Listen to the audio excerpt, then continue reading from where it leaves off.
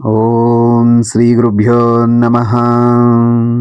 శుక్లాం భరధరం విష్ణుం శశివర్ణం చతుర్భుజం ప్రసన్నవదనం ధ్యాయేత్ సర్వవిఘ్నోపశాంతయే. అగజా ఆనన పద్మార్కం గజాననమఘర్నిశం అనేకదంతం భక్తానాం ఏకదంతముపాస్మహే ఏకదంతముపాస్మహే.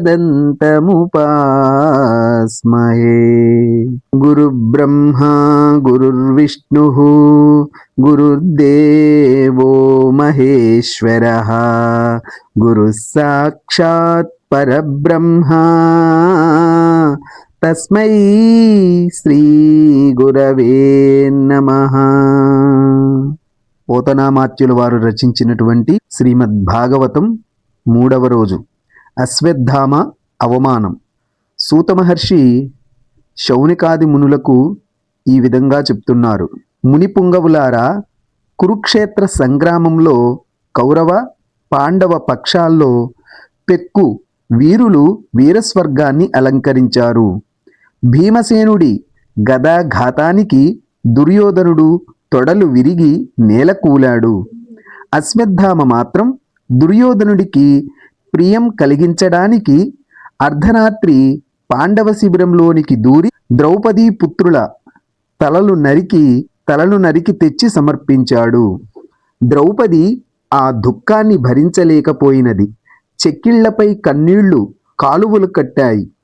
ద్రౌపదిని ఓదారుస్తూ అర్జునుడు, పాంచాలి, నువ్వు రాజకుమారివి, మరణించిన వారి కోసం ఇలా విలపించడం నీకు తగదు.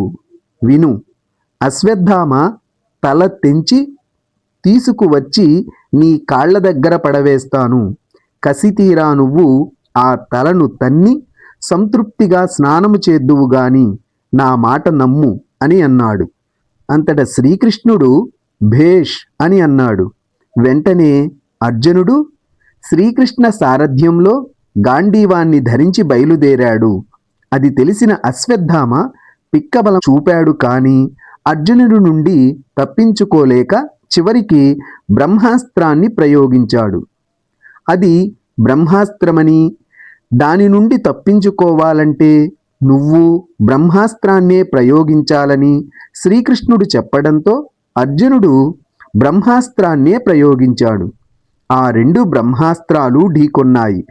లోకాలు కంపించాయి. అప్పుడు కృష్ణుడు, అర్జున, అశ్వత్థామకు బ్రహ్మాస్త్రాన్ని ఉపసంహరించడము రాదు. లోకక్షేమము కోసం నువ్వే ఆ 2ంటిని ఉపసంహరించు అని చెప్పడంతో అర్జునుడు అలాగే చేసి తరువాత అశ్వత్థామను బంధించాడు.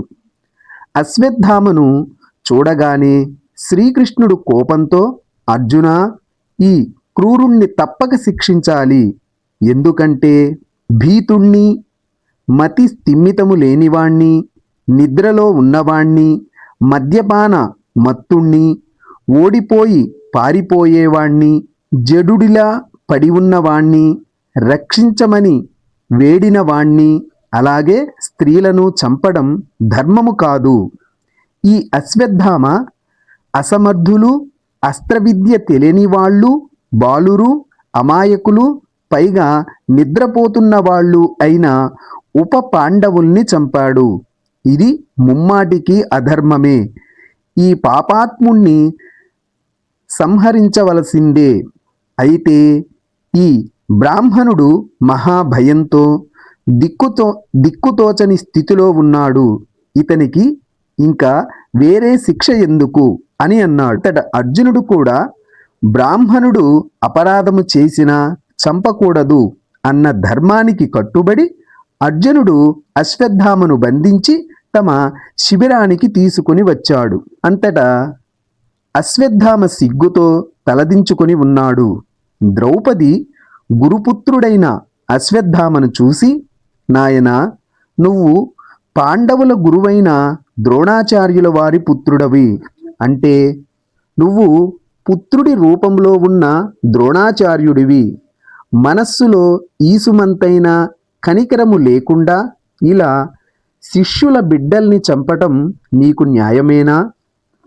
పైగా బ్రాహ్మణుడివి, బుద్ధిమంతుడివి, పైగా వీరులలో అగ్రేసరుడవి అయి ఉండి నువ్వు ఈ పసిబిడ్డల గొంతు కోసే రాక్షస కృత్యానికి ఎలా ఒడిగట్టావు?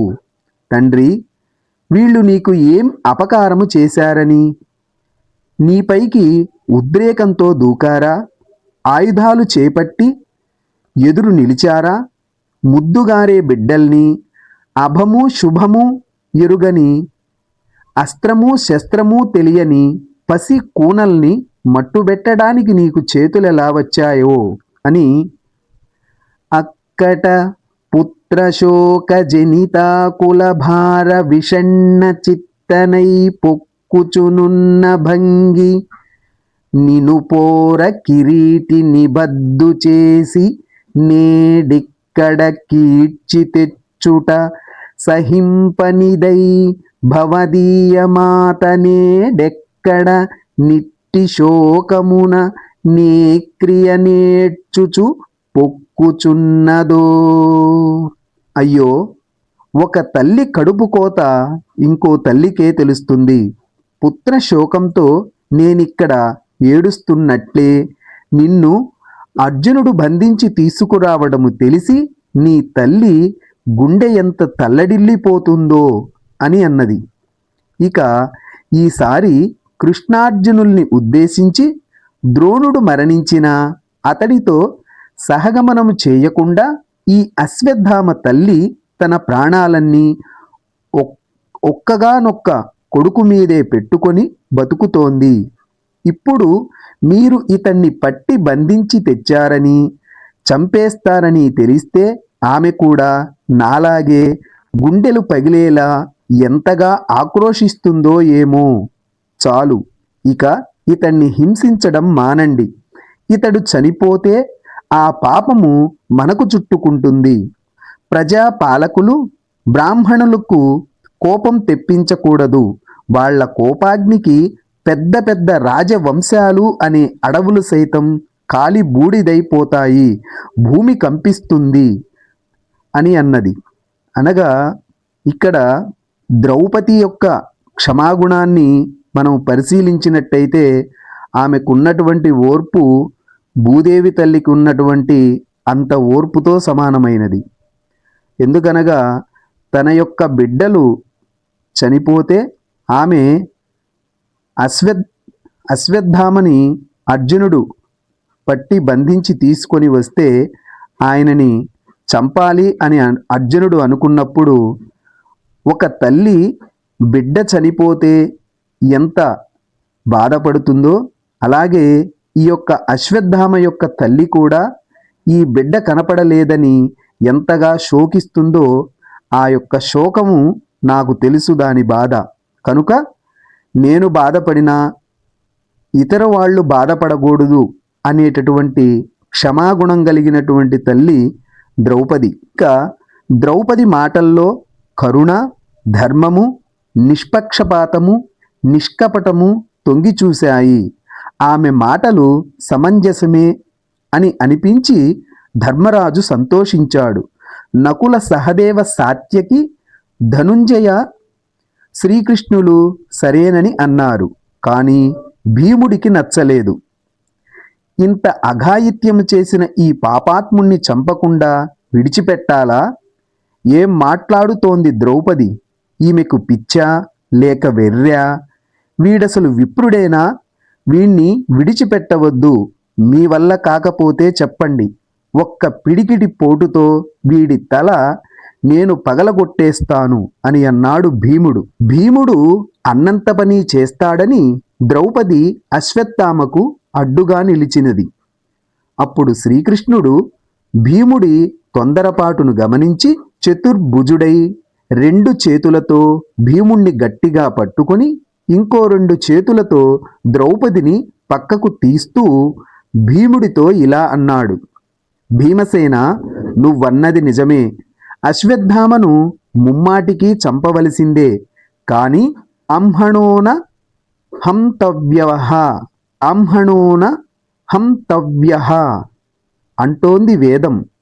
ఇతన్ని రక్షించడమే న్యాయం, ఆలోచించి చూడు అంటూ భీముణ్ణి చల్లబరిచి, అర్జున, అందరికీ కసి తీరేలా, నీ ప్రతిజ్ఞ నెరవేరేలా ఒక పని చెయ్యి అంటూ ఒక ధర్మ సూక్ష్మాన్ని సెలవిచ్చాడు.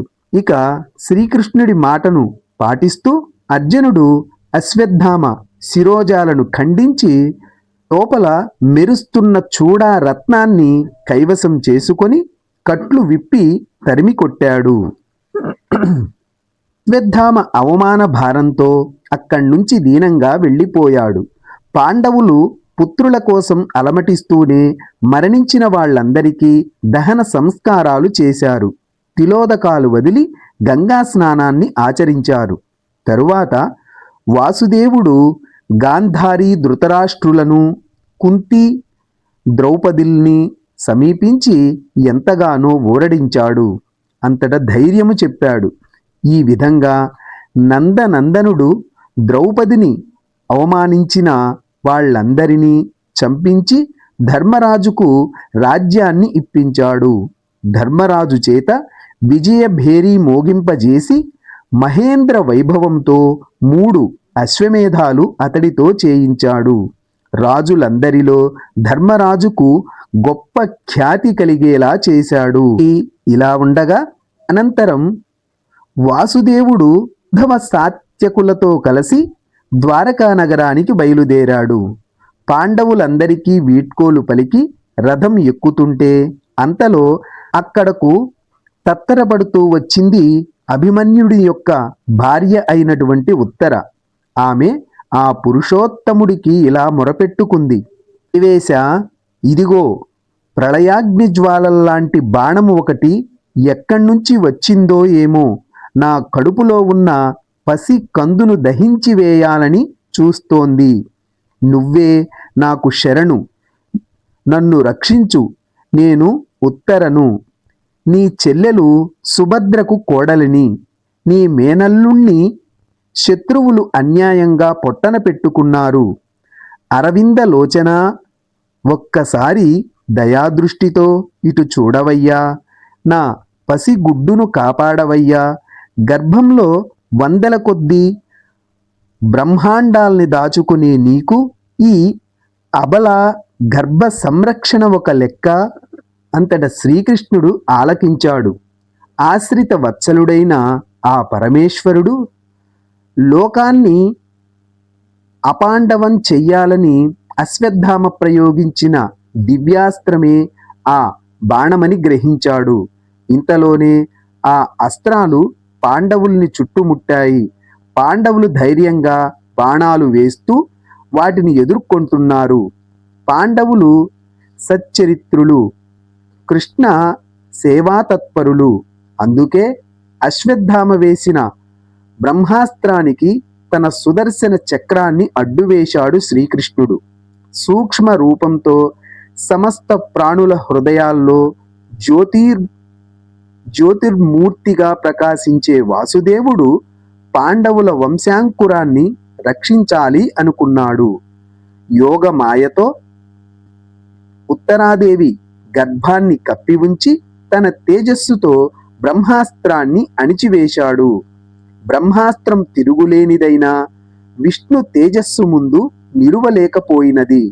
అప్పుడు కుంతీదేవి తన పుత్రుల్ని, ద్రౌపదిని వెంటబెట్టుకొని వచ్చి శ్రీకృష్ణ పరమాత్మను స్తుతించినది. సర్వం శ్రీ ఉమామహేశ్వర పరబ్రహ్మార్పణమస్తు. స్వస్తి.